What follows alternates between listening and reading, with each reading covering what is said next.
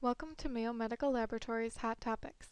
These presentations provide short discussion of current topics and may be helpful to you in your practice. Our speaker for this program is Dr. Glenn Roberts, a professor of laboratory medicine and pathology and microbiology at Mayo Clinic, as well as a consultant in the Division of Clinical Microbiology. This is part 3 of a 3-part series focusing on melanized fungi, in which Dr. Roberts describes the characteristics of melanized fungi and the steps necessary to identify the specific fungi present.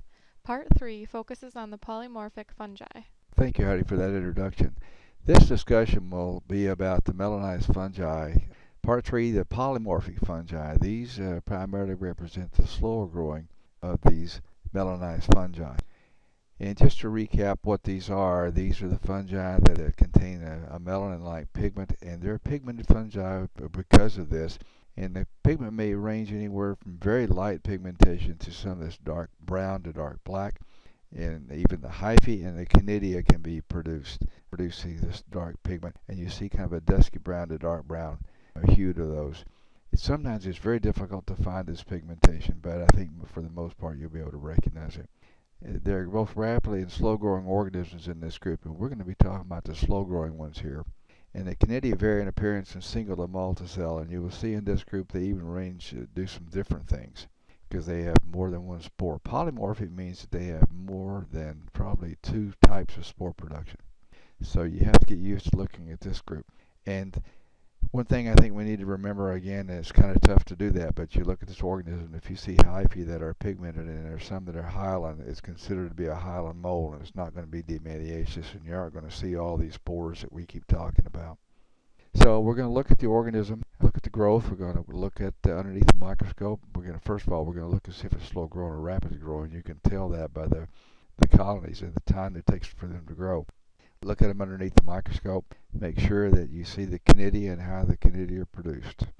And then there'll be times when we're going to need to do some other things. We'll have to use some ancillary tests on a couple of them to be able to tell what the organism is. Maybe even some temperature tolerance studies. And we need to correlate these organisms with a clinical specimen that they came from. If you can hear about the clinical scenario to know if they're significant or not. And really, if it's possible, what you can do is to get the biopsy and take a look at it, and you'll see these pigmented hyphae in the biopsy. They're pretty obvious for the most part. This organism here, Scedosporium complex, the name has been changed so many times that it's hard to even remember what they are. So what we're going to do is we're going to just be kind of generic, and we're going to say that this organism used to be called Scedosporium ampiospermum, and I still have that name on a couple of them. But there are some other species of Scedosporium, and we're going to call it Scedosporium complex. What we're looking for with this organism are Conidia that are pear-shaped, that are borne on short to long stalks. And if you look down the lower right-hand side about maybe 5 o'clock, you will see up in there there's a Conidium that's sitting on top of a long stalk all by itself. And that's what we're looking for. These are the Conidia of Scedosporium. And when you look at them underneath the microscope, sometimes you'll notice there's a little vacuole and a little bit of brown pigment sitting inside of them when you see it. So you're looking for Conidia that are long to short stalks, and it'll be pretty obvious when you see them. Here's a better view of it. And these Conidia are pigmented, and they are pear-shaped. Some of them come right off the sides of the hyphae, and some of them come off on a stalk. And just take a look at them. The conidiophore there is called something else. It's a conidiophore, all right, but it's called an anellophore. And what it means is that when this spore is produced, it leaves a growth ring on the conidiophore down below it. And that's called an annelid. Just like with the earthworms, you saw the rings on an earthworm. These are rings on a conidiophore, and they're called annelids. And this structure is called an anellophore. So what we do is to tell you, how do you look for an annelid on these things? And what we've done in the past is we say, close your eyes and look real hard. They are really hard to see. But I have a photograph in here that we took with some ultra high resolution, and we'll show you a little bit what an annelid does look like, and at least you'll have an idea of what you might see. So these are Conidia. Look at the pear-shaped nature of the Conidia. A lot of these come off the sides of the hyphae, and there's one about 9 o'clock that's where it's sitting on the top of a long stalk. And here you can see these Conidia being produced on the stalk, and they're branching conidiophores, and you see some free Conidia floating out there. This belongs to Scedosporium complex. Scedosporium causes a number of things. It causes brain abscess, it causes mycetoma, pulmonary disease, just a lot of different clinical entities. It's a very significant organism to find, and so when it's there, it needs to be reported, particularly if you live in areas where there are lots of farming going on, farm-related injuries. That get this organism into the tissue are really difficult cases to treat. This organism is tough to treat to start off with. Look at this one. This one shows you what the Conidia look like. These are not exactly pear-shaped. They look like a little bit swollen, but they're sitting in there. And on the left-hand side, about maybe 8:30, you see this one at the end of a long stalk. If you just look around in there, you'll see some that are sitting along the sides of the hyphae, and you may even see just a tiny stalk coming off the hyphae. There's one at about maybe 9 o'clock over there towards the center. It has a very short stalk. Usually these spores are kind of pear-shaped. And here's a good example of what they look like when they're pigmented. You can see a little enlarged version of them. And a lot of these are just coming off alongside the hyphae. And then there's one in the center, almost to the left of center, is on a short stalk. So I don't think you have any problem finding that. Now here's what the annelids look like. See those little rings there at the end of the arrow? There are two of them. Those are called annelids. And every time a spore is popped out of that thing, it leaves back a little bit of that spore and it forms a growth ring. And those are called annelids. And that structure that you see sitting there with those annelids on it is called an anellophore. It's not called a conidiophore, it's called an anellophore. But you know, you can call it a conidiophore if you want, because it's the same as all the rest of them, except you have the annelids on there, and it's hard to see those annelids. But at least you know what an annelid looks like now. There are times when this organism produces other structures. It is polymorphic. It has more than one form. It has a graphium form, a graphium anamorph form here where you're looking at it, where you see clusters of conidiophores all stuck together, and they're producing conidia. The conidia here look elongated rather than pear-shaped. But if you look there, there's the arrow with one with two annelids on it. And it's producing a spore right at the top. And on the right-hand side of what it's enlarged, you can see the annelids in the center. There are two of them. This is called the graphium state. There are lots of organisms that have a graphium state that looks like this, and you can't tell what this organism is by just looking at this. You have to see the other forms, one or the other forms, to be able to tell you what it is. What we're going to be talking about here in all this group is organisms that have more than two forms. And so you have to know what they all look like to be able to put it together. But you look at everything before you make an identification. So this just happens to be the graphium form. If you saw this form and you saw the form we just looked at a minute ago, the Scedosporium complex form with just Conidia, you could pretty much say it's going to be Scedosporium. Now, this organism also produces Cleistothecia. And Cleistothecia are big black sacs made up of organized tissue that have asci and ascospores inside of them. So they produce the sexual ascospores inside. These big sacs do not have an osteole in them at all. So what happens is the whole big structure breaks open, and then the ascospores are produced on the outside. Now if you look closely, you can't tell much of it in the background, but all that background area in there are conidia. And you see these big structures, these Cleistothecia, and then in the background would be conidia, so you'd have two forms. This is a Cleistothecium that's ruptured, and you can see the ascospores that are coming out of that area there in a big cluster. So this is one of the stages of this organism. Now, this is showing you an enlarged view of this organism, and now look at the name of it. When you see the sexual form of these things, you call it another name. In this case, instead of calling it Scedosporium complex, it's called Pseudalacearia boydii. And you can see there all the ascospores that are coming out of that big sac that's been popped open. So we're talking about the same organism, but a different name and a different structure, another structure added to it. And this is a Cleistothecium again, another big one that has been popped open, and those are ascospores that are coming out of there. And it doesn't look so black. So this is what Pseudalacearia boydii looks like, and you would call it that. So if you see it, just the spores, the conidia, you can call it Scedosporium complex. If you see these big structures, you call the organism Pseudalacearia boydii. That's what people like to tell you to do.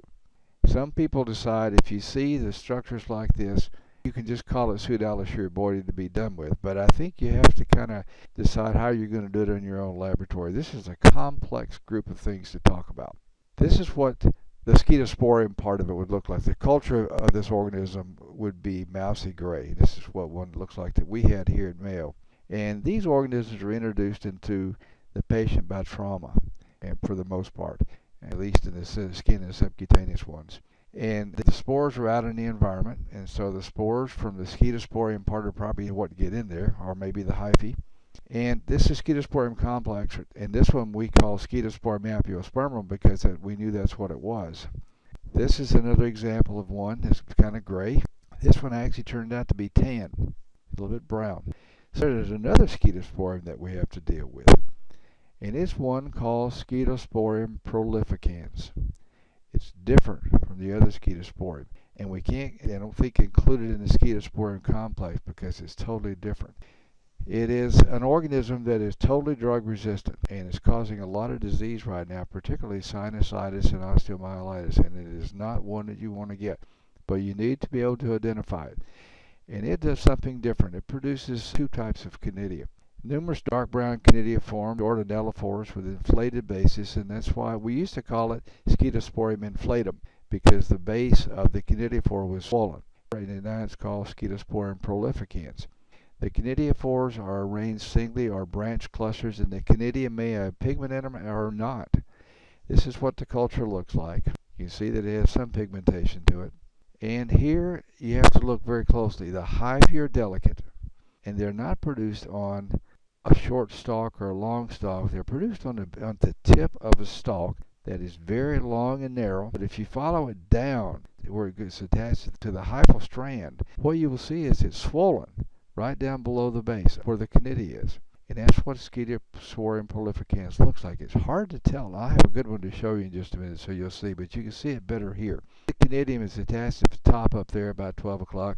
There's one big spore up there, and if you follow it down, you'll see the conidiophore is tapered, and then all of a sudden it gets swollen. It looks like a vase. So this is where the Scedosporium inflated conidiophore comes from. It's that very bottom part. This slide shows you better what it looks like. And there is one where the base is inflated, and you can see the narrow top of it. And then look at the conidia. You see the conidia have some brown pigmentation to them. Some of them are pigmented, and some of them are not pigmented. And that's what you see with Scedosporium prolificans. It's totally different than the other Scedosporium. It's that inflated base that makes it different. And also the conidia that are pigmented, and some of them are not. So this is Scedosporium prolificans, one that you need to be able to identify. Now we're going to get to the very slow growing ones that we see primarily on CAP surveys and not so much from patients because we're not in a part of the world where you see all these things, but we still may see them, part of the flora of the environment. So we'll talk about Phialophora, Exophiala, Fonseca, Rhinocladiella, and Cladosporium and Cladophialophora. So we'll go here to talk about Phialophora verrucosa. Phialophora verrucosa produces flask-shaped Phialides. Nothing more than a conidiophore that produces spores, and it's flask-shaped. The spores are produced from within inside of that Phialid, and they come out in a cluster, and they're retained there in a gelatinous mass. And it looks like a vase with the top of a bunch of conidia at the top in a slimy cluster. And as these conidia are produced, they leave some of the material back behind, and at the top of this flask-shaped Phialid is produced two areas of an area all the way around the side of the top of it there. What you see is these conidia are produced is a retention of some of the slimy material that's produced by these things all the way around the top of this conidiophore. It will be then producing what we call a collarette around the top of this thing. And so you see a Phialid with a collarette, and that's characteristic of Phialophora verrucosa. And if you just see that, that's pretty much what it's going to be. Here you can see it's dark, and it takes a long time to grow. This is one that is a cause of chromoblastomycosis. And chromoblastomycosis is a disease that is acquired by environmental flora, and people pretty much work in Central and South America who work outside in agriculture. And they don't wear heavy clothes. They may just wear a t-shirt or something. And they oftentimes will be exposed to things in the environment. They may be barefoot primarily. They may get stuck by a thorn or some vegetation, and they get it introduced, the organism introduced into the tissue, and then it starts to grow. Well, what happens is it takes a long time for this infection to start to progress. But as it does, it forms these lesions that are pigmented. They're kind of blue to purple to red, and so that's where the chromal part comes from. And mycosis means the fungus infection. And it forms cauliflower-like lesions, and with time they get to be the real mess to deal with. And these are significant infections. We don't see it much in this part of the world. You can see that all these colonies that we've looked at here are pigmented. So we know it's Dematiaceous. And there is the Phialide in the center here.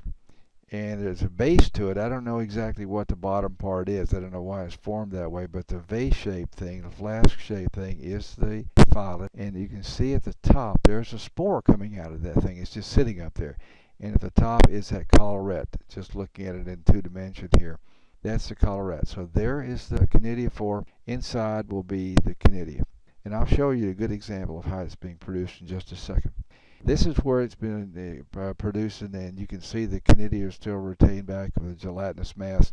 Look at the conidiophore. It doesn't exactly look like a flask. It looks elongated. But the conidia are produced, and you notice at the top there's that brown collarette where the material's been left behind, and you can see it. It's just like a collarette that goes all the way around this whole conidiophore. And the conidia are still in the cluster in this one. This is one where you can see that the conidia have been produced and pushed out. And you can see, maybe you can see one sitting there at the top of the thing, and there's the collarette around the outside. This is Phialophora verrucosa. And if you see that, you know what it looks like. This is exactly what it is. Now, this is one that we took with some really high resolution photomicrography. And this is Phialophora verrucosa, and you can see the conidia inside of this thing. And notice you can see the collarette, and you can see the dimension to it. It looks like it's coming off on the right-hand side, coming off all the way around, not just to the sides sticking out. But look inside of it. There are the conidia that are produced, and they're pushed out. And these are not retained here in a gelatinous mass, but you can see they've been pushed out. So this is Phialophora verrucosa and exactly what you'd like to see. So if you remember what this looks like, it'll help you to, I think, recognize what Phialophora verrucosa looks like. The next one is Exophiala genselmi. And you call up a clinician and you say, we recorded Exophiala genselmi from this skin lesion, and they'll say, what did you say? Well, it's a long name for the brown fungus, but it is a significant one. It produces darkly pigmented yeast cells with annelids on them. So first thing you're going to see is a yeast form growing up in this thing. So this is not what we've seen before with the rest of these. Darkly pigmented yeast, and if you look real closely, you might even be able to tell that it has annelids on it. And then it begins to produce brown, cylindrical to flask-shaped anellophores or conidiophores with a long tapering tip on them. And they're formed that way in the filamentous culture. And the conidia may be produced on peg-like projections. And this organism can't grow at 42 degrees, and we use that when we think we have one of these things. It's not tolerant to 42 degrees centigrade, and it uses nitrate, so you'd use a nitrate test to be able to tell that. This is the yeast form of this thing. This looks like a big mess. It's a mass of yeast cells, and it's very difficult to tell that they have annelids on them. But it's a pigmented yeast. And you see there are a couple of these that are going to have this, and you have to distinguish between the two of them. This is what it looks like underneath the microscope. The very center is a long tapered tip to this conidiophore or anellophore. And then there are the conidia that have been pushed out of it, and they're sitting all around, and they're in a kind of in a cluster a little bit. And it's the long tapered tip on this thing that is the feature that people look for. If you look here, this is not a very good slide. But if you look at within the cluster of those conidia, you can see that it's narrowed down very finely to a tapered tip, and that's what we're looking for. A cluster of conidia being formed at a tapered tipped conidiophore or anellophore. The next organism is Exophiala dermatitidis, and this is another one that has a pigmented yeast present. And the Phialides on this one, you'll see it produces Phialides or more blunt at the top, and they don't have a collarette at all. The conidia that are produced from hyphae or on pegs along the side of the hyphae. And the conidia are produced in slimy clusters at the tips of those conidiophores that have that flattened top and don't have a collarette on them. This one grows well at 42 degrees. It's the difference between the Exophiala genselmi. And it does not use nitrate. And it does not usually cause much in the way of clinical disease, but we have seen a few cases of this. Now this is the black yeast form. This is what it would look like for Exophiala genselmi.